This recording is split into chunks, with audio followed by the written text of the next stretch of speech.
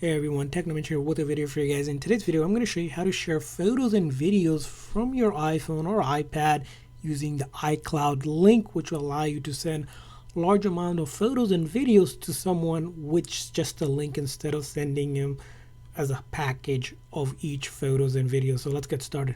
Now, in order to do that, we do first need to go into our setting on our iPhone. From our main settings here, we're going to click on our Apple ID.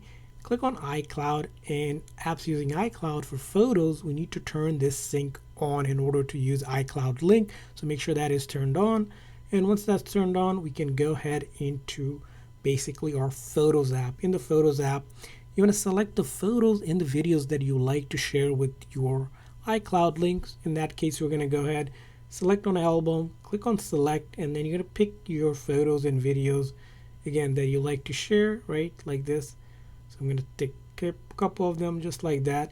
And after you are satisfied with the amount you pick, there's no limit, but keep in mind the more that you select, it's going to take longer for that iCloud link to generate and open. And click up here, doesn't matter. And then you're going to go down and you're going to see there's a copy iCloud link.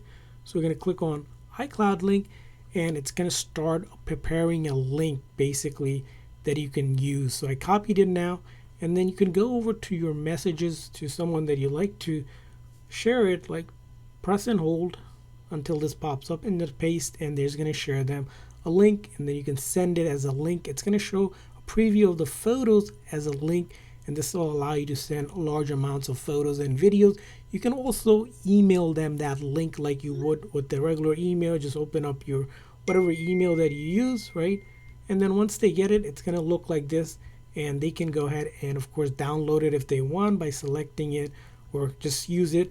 Now this link expires 30 days, so whenever you send it from that date, they have about 30 days, and it also tells them when that link is going to expire. So this will expire about 30 days from the date that you have sent.